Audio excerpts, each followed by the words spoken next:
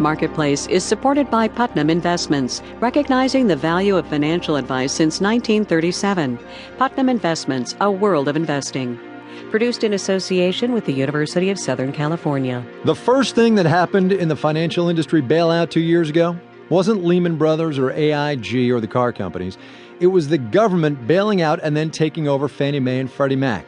And as the foreclosure mess gets messier, the Fannie-Freddie price tag is going up. From American Public Media, this is Marketplace. Marketplace is supported by MassMutual, offering business owners financial guidance for the long term. Information at massmutual.com. And by Reputation Defender, monitoring, protecting, and helping improve your online reputation while deleting personal data from websites that sell it. ReputationDefender.com. From the Frank Stanton Studios in Los Angeles, I'm Kai Ryssdal. It is Thursday, today the 21st of October. Great to have you here, as always.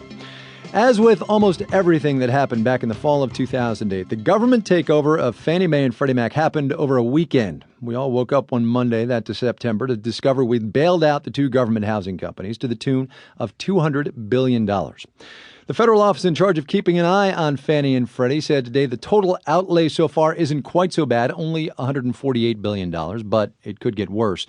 The Federal Housing Finance Agency says the total cost to taxpayers, depending on the state of the economy and the real estate market, could run as high as $259 billion when all is said and done.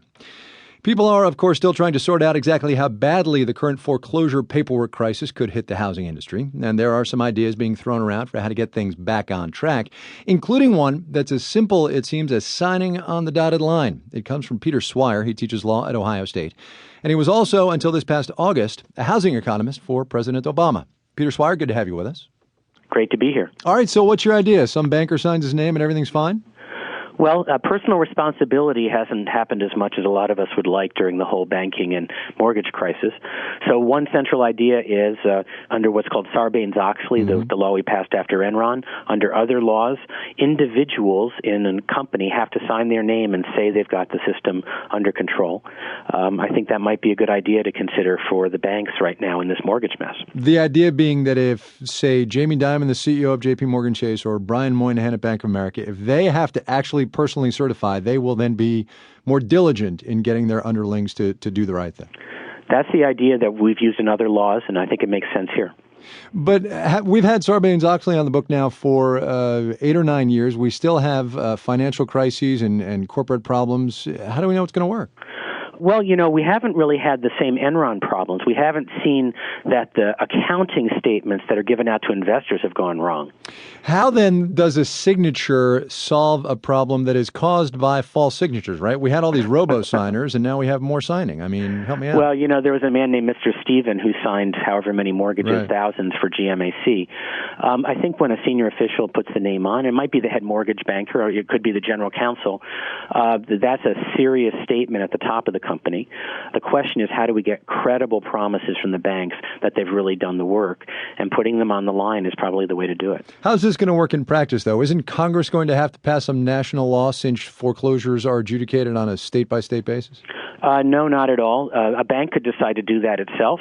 Also, the banks are talking to bank supervisors. They're talking to the state attorneys general and federal investigators. We often have consent decrees when there's been some area of problem. The consent decree should say we're going to sign this and take personal responsibility. Where do we go from here, then? How does this happen? For this one, I think these investigations are going to go forward, the federal investigation, the state investigations. We're going to find out where there's problems, where there's not problems. I hope where there's not problems, we can start to signal to people, look, we've actually looked under this rock and it's okay. There's going to be some other things where there are going to be problems. Some of it's going to be house by house. Is this house subject to a good mortgage or not? There's no replacement for that when you're talking about one family's real property. Say that again. We're going to have to go house by house, loan by loan to figure this out? Some of it will have to be house by house, loan by loan. Who owns 12 Cherry Lane? We have to figure that out property by property.